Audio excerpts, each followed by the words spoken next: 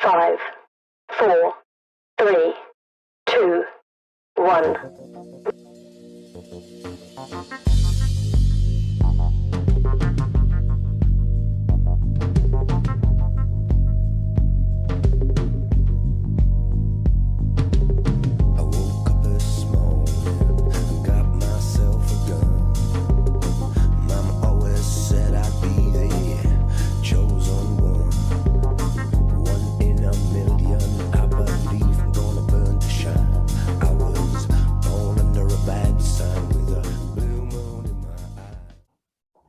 Hey, what's going on, everybody? Here with the Beauty Business Reset, James, Andrew, and Derek, as always, with one of our all-time favorite guests, Gino Stampora, feeling great. Here for the Valentine's episode, episode number 6 for all of you keeping count for 2023. But Gino, I feel like I haven't seen you in so long. Well, I don't think it's been that long, but I know the feeling. I know how that is. I spent a few days there knocked out with COVID. Brought in January with that. Very exciting. Yeah, I know. Unfortunately, I thought we'd be not talking about COVID ever again at some point, but here it is. But you look great. You look like you feel good. I'm feeling great. Back to work, back in action, making it happen. Good. Are you still Barbara's Valentine? That's what I need to know, because absolutely. And I want to say thank you guys, for having me on for the Valentine's Day episode. I think that's very cool and very exciting. And like you and I talked about, I loved last week you had on Leslie Cavendish and being the Beatles hairdresser, and then looking at when you look at the success of the Beatles, the first, 4 years or so, everything that they sung about, wrote about, talked about was all about love, and that's kind of cool. And one of the things I used to try to share all the time was I'm a Hard Rock Cafe lover. I've got hats from Hard Rock cafes all over the world. And I love their concept of love all, serve all. And I just think it's really cool if somebody could really digest that if you just develop the concept of make the world your friend and find a way to love all, serve all, and don't burn any bridges, and the opportunity to build tremendous success in the industry, which, tremendous success, it doesn't lead to income, but I think great income follows great success. It comes to you. Yeah, and I think the Hard Rock Cafe is a great example of it, because they've been able to take something synonymous with the music industry, which music is so important to salons day to day, right? And we're all, salons open 40 plus hours a week and things like that. So it's nice to start the year spreading a little bit of love. Good thing we were going to have you on for the St. Patrick's Day episode, but you weren't Irish enough to be on. And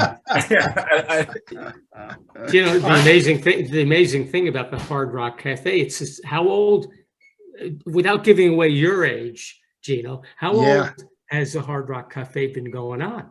I guess I think they just celebrated their 50th anniversary. 50 years. Well, I think it's 50 years. You were not there. You were not allowed in the bar. Exactly. No. But it's amazing.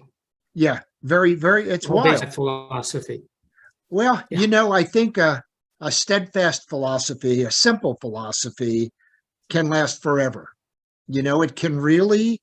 I think if you fine tune and refine it, a great philosophy can last forever. And I think there's a lot of people, they really don't understand the importance of beginning with philosophy first. I love today. I just got done doing a seminar where somebody talked about the new generation, and I said, I don't really believe in generations. I believe that we're all human, and I think we're all different because of how we were raised. And every 15 or 20 years, people are raised different. I mean, I look at my adult children and say to them, do you know what it was like before there was a cell phone?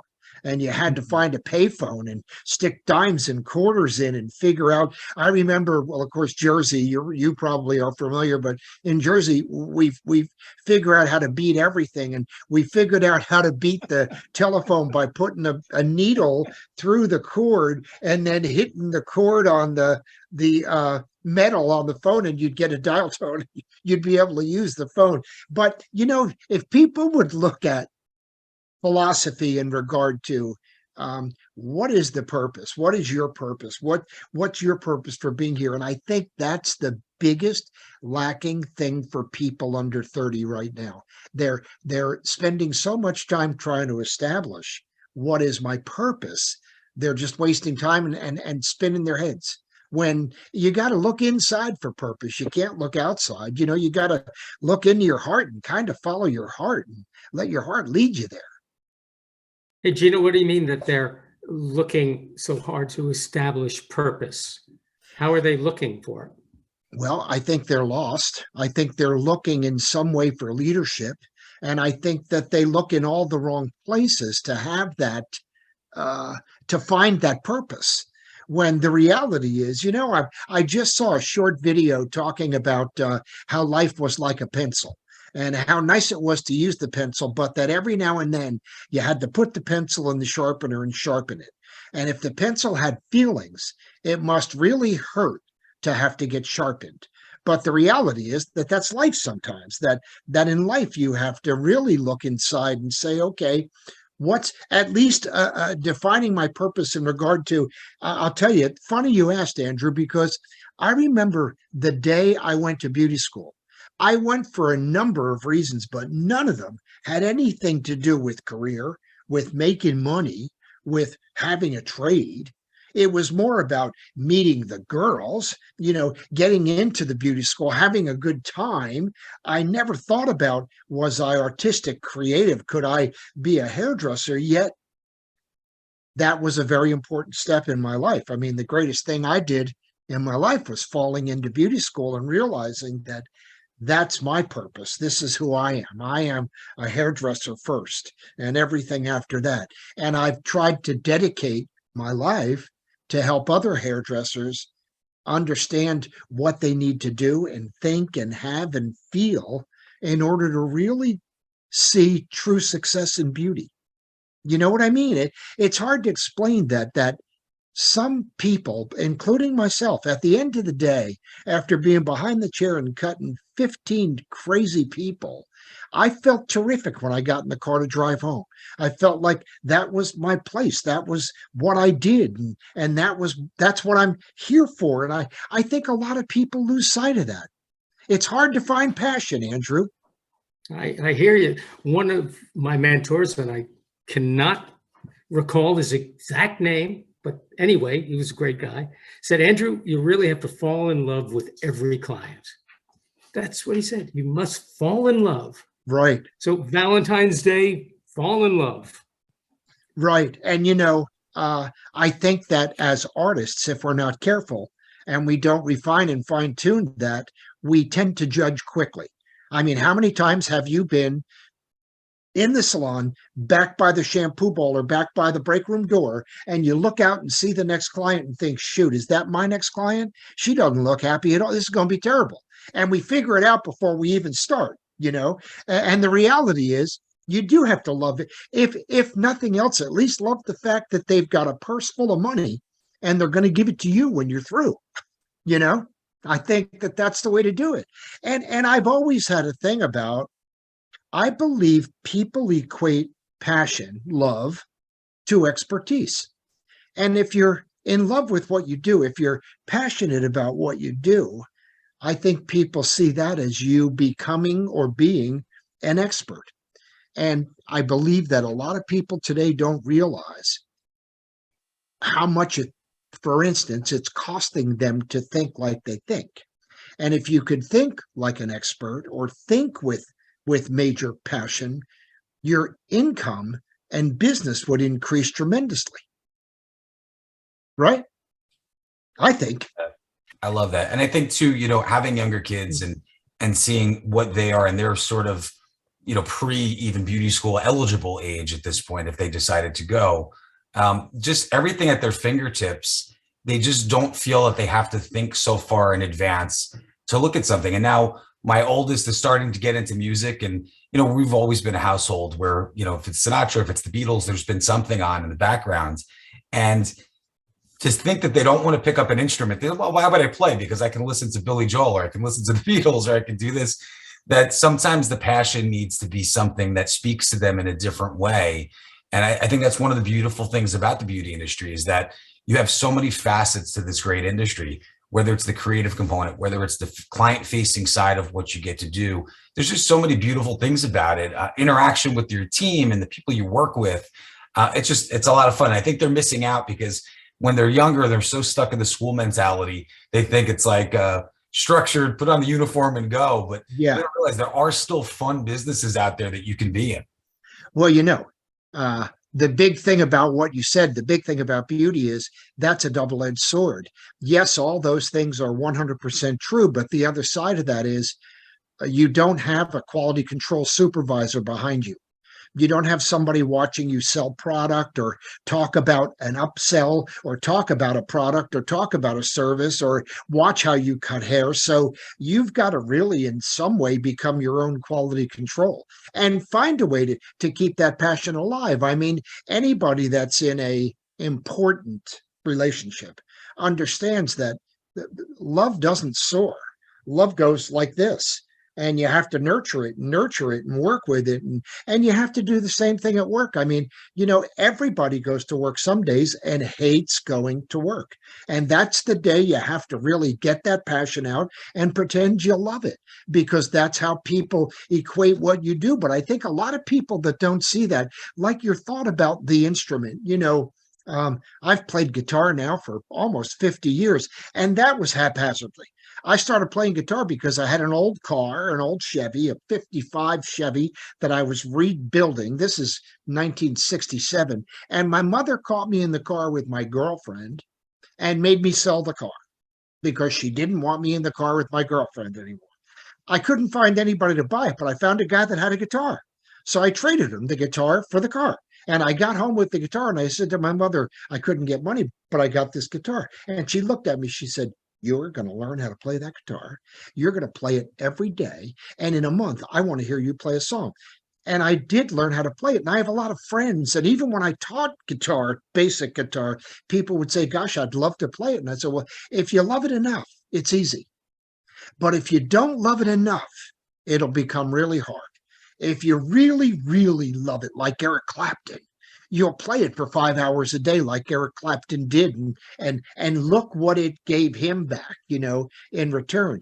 But I think it's that same thing with everything. You have to love it enough to nurture it and work with it, and to be able to withstand the fact that not every day is going to be great, not every day is going to be happy, and it's not easy building in a salon, and it's not easy growing, it's not easy becoming an expert, but the rewards when you're a master hairdresser are tremendous. The rewards are amazing. It's like when people say to me sometimes that, Derek, you and I had this conversation not long ago. You're always so damn happy, Gino. What the hell are you so happy about? And I'll always say to them, I'm fortunate in one edge of the sword. Both my parents died young. And it made me aware of the fact, why would you let the everyday crap in life invade your psyche? You got to let that stuff go. Life's so short. It's way too short. And I understand. But listen, when I was 30, I didn't think that way. It takes a maturity and a while to think that way. But it's really important in today's world. I mean, life's too short. You never know when the nut's going to walk into Walmart and blow your brains out. I mean, there's so much of that out there now that I think you really have to put your life, your career, your future in perspective. And I think if you do that, the next question you'd want to ask yourself is, how much is it costing me to think like I think? What if I could upgrade my thinking? What if I could look at things in a different way? What if I could work hard at becoming a master of what I do? What if I could let all the ego and all the crap go and just stay focused on being the best I could be and having faith in the fact that the goodness, the money, the ideas will follow? Make sense? Yeah, I think that's, listen, first of all, it's super impactful, but I think we've been so flooded over the last bunch of years, and this is even before COVID happened. I mean, listen, let's be honest. At this point, we've been blaming a lot of things in our psyche and things on COVID for a long time. Yeah. But it's time to start saying, hey, listen, 2019, we were all a little bit screwed up in the head before anything happened. Yeah. But it should give you the time to reflect back that you can do whatever you want whenever you want to do it. If you want to pick up the guitar and try to play, great. If you want to be a song, like look at playing an instrument as part of it. You want to conduct the band, you want to be in the band, do you want to play the guitar, do you want to write the songs, do you want to be the sound editor? There's so many facets of the industry absolutely that you can do whatever you want with it. I felt like reading is starting to make a big comeback, which I love the fact of it, because I just hate the television. I'm over the binge watching of the shows. I mean, even lately, we watched a few and we've been sending messages back and forth. And I'm like, it was okay. But I just wasted 8 hours of my life watching an 8-episode crappy series. Yeah. I could have slept 8 hours. Yeah. I could have played guitar for 8 hours. I could have planned what my spring lawn mowing technique is going to be and took my Christmas wreath off the damn window outside before it turned 40 degrees or less. Absolutely. I think it's important. I think that's where growth wise for any of our salon owners and members that are here, that listen, you've been on so many times. You're like the fifth Beatle, right? I love it. I love it. They but in looking at that and kind of going with the theme is that you guys can do anything that you want to put your mind to. Have something else. Listen, even for the hair industry people, have something else. Sometimes talking to clients all day long and dealing with it, you need a little bit of a decompression. Stop wasting your money at Starbucks and start going home and drinking an extra glass of water for your body and read a book. Like, do something different, make the change. Right. Well, I think when people become aware of the fact that we are all evolving. I mean, humans evolve. We are all in evolution. And if you can look at yourself as someone who's evolving, you have to then go backwards and say, what am I putting in? What am I feeding myself? What am I listening to? What am I growing from? What am I paying attention to?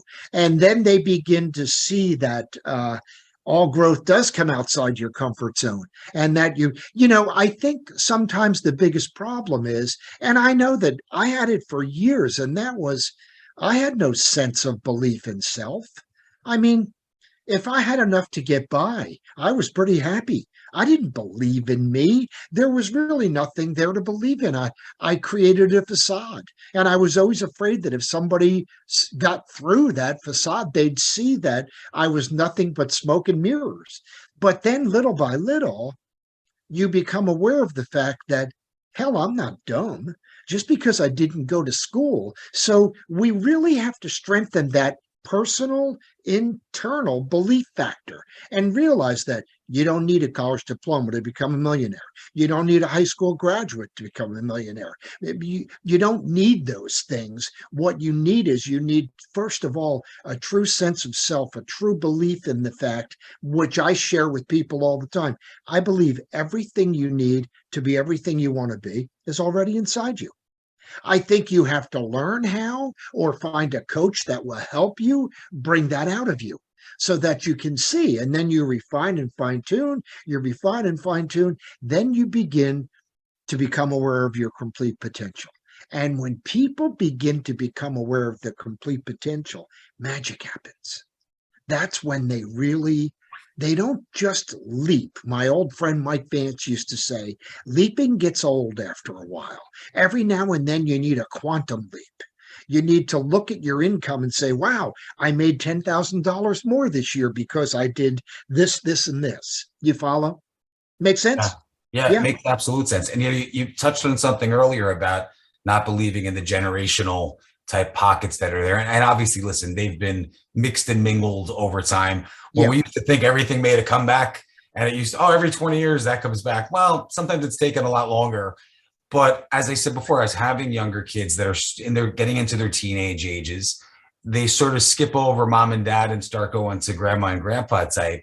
So you can see, so when you talk about bringing on new staff as a seasoned veteran or salon owner, I can see the transfer of information, whether it's you shouldn't do this, you should definitely do this, whether it's advice on music or books or things that they remember from their childhood. That sharing of information between the two is really impactful. I'm going to say, I know this is recorded, my mother-in-law will kill me.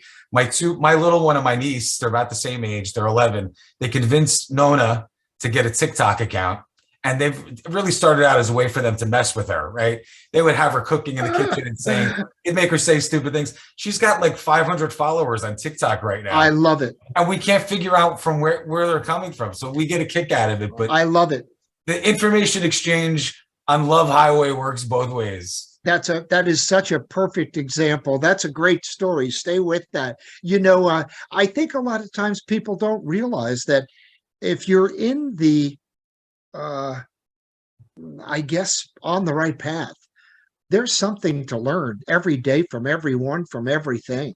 I mean, I'm always looking at what can I learn from a book? What can I bring back to the beauty industry? What can I learn from a movie? Or what can I learn from other people? And sometimes people say to me, well, you can't learn from the losers. And I'm like, you can. You can learn all the things you shouldn't do not to be a loser.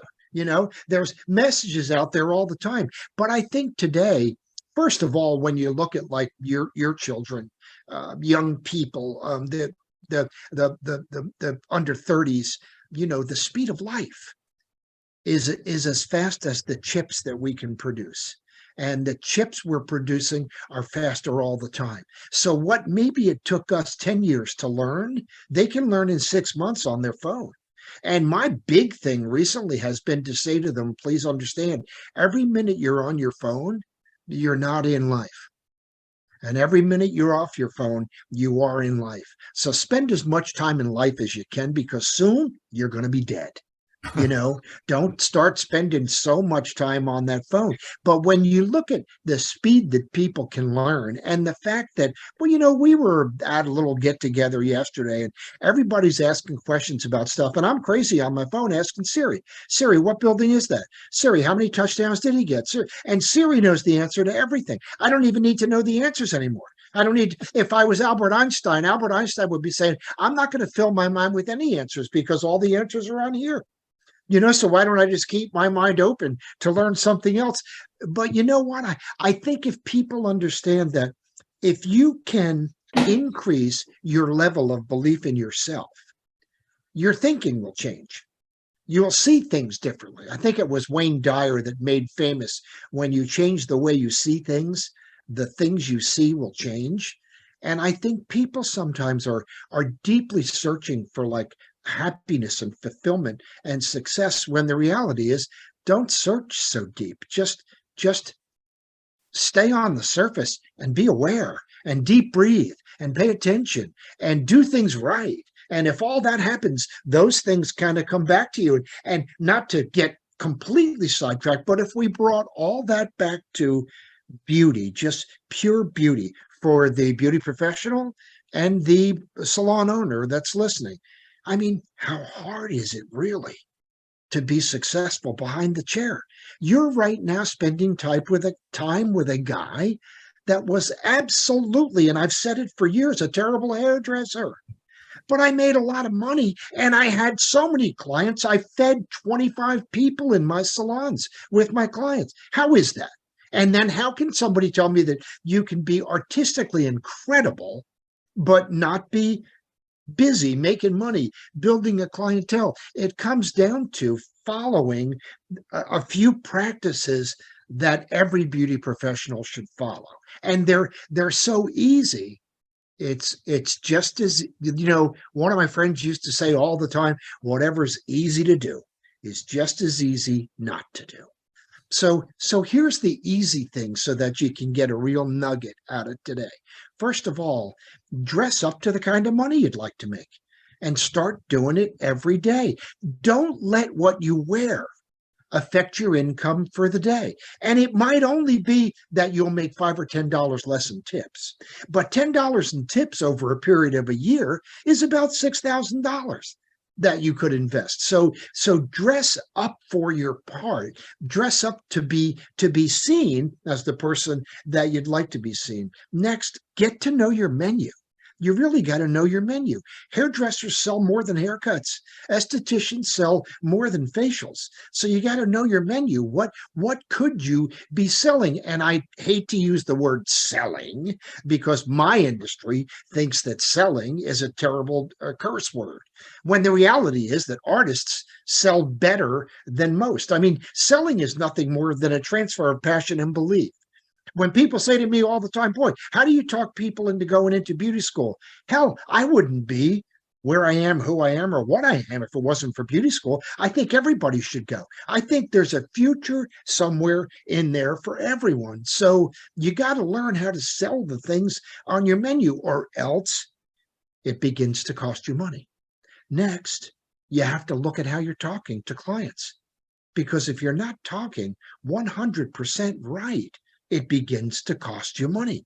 You have to be careful what you say. You have to be careful what you share. And nobody teaches us that. And nobody's behind us telling us what to talk about. I used to use a scenario all the time about how would it be if your mother came with you to work at the salon and she was right behind you at your chair? What would you talk about and what wouldn't you talk about? How clean would your station be? Would there still be a towel from the last client? Would there still be hair around? I mean, think about how you do things, because you have to become your own quality control person. You have to pretend your mother is behind you, and you have to make sure you're really doing things right down the line. And people misunderstand dialogue and don't understand the importance of learning how to use the best possible words. There are great words that we can use as beauty professionals that make a drastic difference in the way that we're seen, the way that we're heard. And I mean, I think all of us over a period of time, if you're behind the chair, you learn how to become a good reader of people. You do. And you learn how to become a good communicator. For the most part, you learn, how to get a conversation going, how to make people feel comfortable. But what if you could make people feel warm? And what if you could make people feel like they have unlimited potential, that they are limitless? And what if you could make people feel like they really mattered to you? That's how you keep a client. I mean, that's how you get a guest to come to you and stay with you forever, that they'd never want to leave. You have to tell them, you matter to me. This matters to me. The product that you use matters to me. The things you're using matter to me. What you're doing matters to me. So that they don't just link on to you, they bond with you. And it's not hard. You don't need a manual. You just need to think. How would you want to be treated? And where were you once treated like the most important person in the world? And then how can you duplicate that most important person feeling to every guest all day long? Understanding some guests won't buy. We're in a business where we're going to get rejected, we're going to get shut down, and we're going to hear no every day. So the other side of that is learn how to handle no well. If you know in your heart you did everything right, then no shouldn't hurt at all. No should lead you to your next guest to where you start all over again.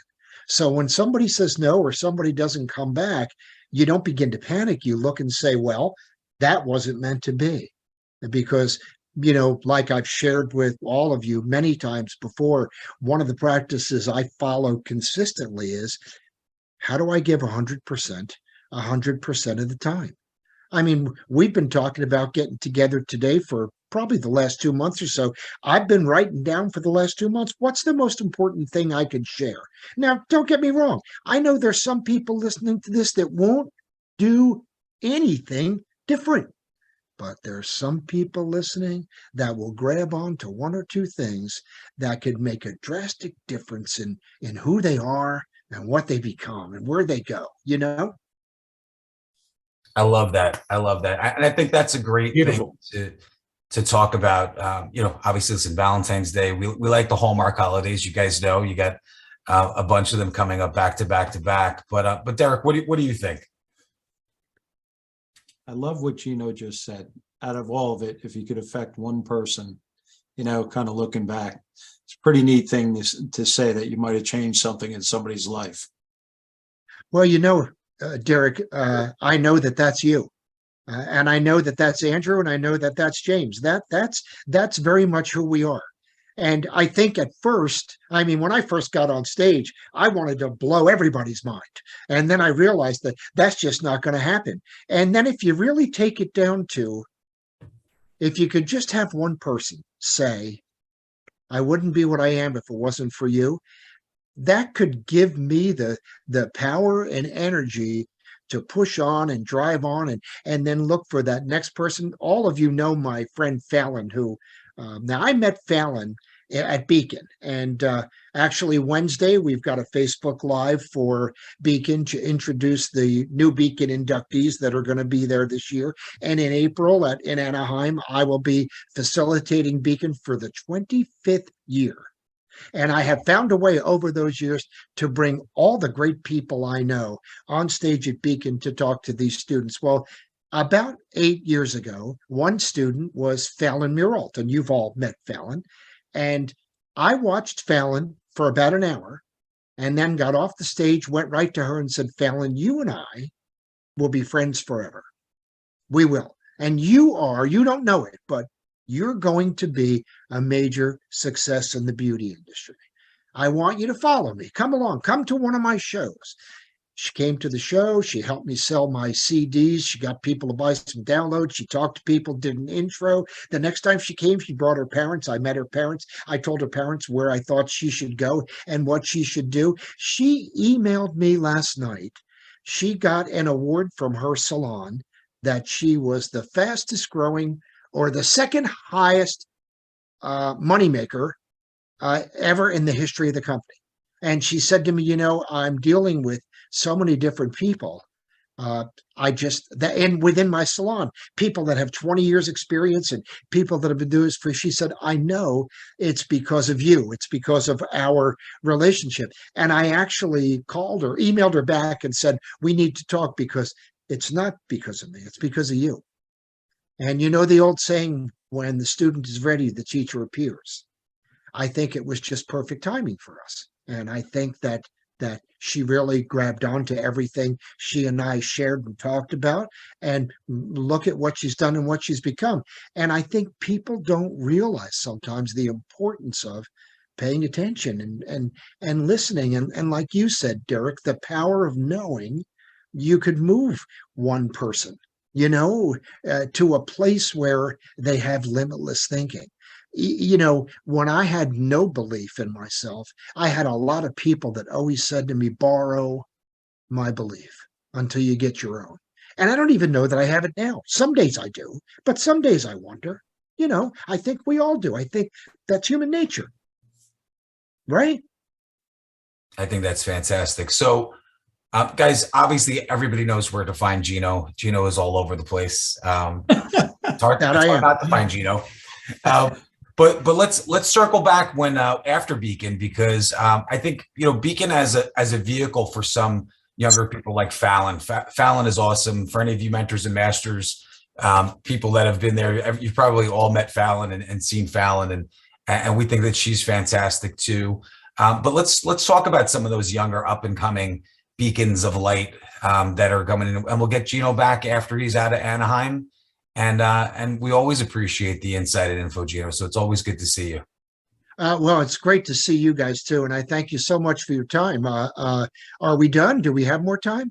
No, we'll do a part 2 with Gino. So, we'll do a part 10 with Gino if we have to, but guys, happy Valentine's Day from all of us here. Love you guys.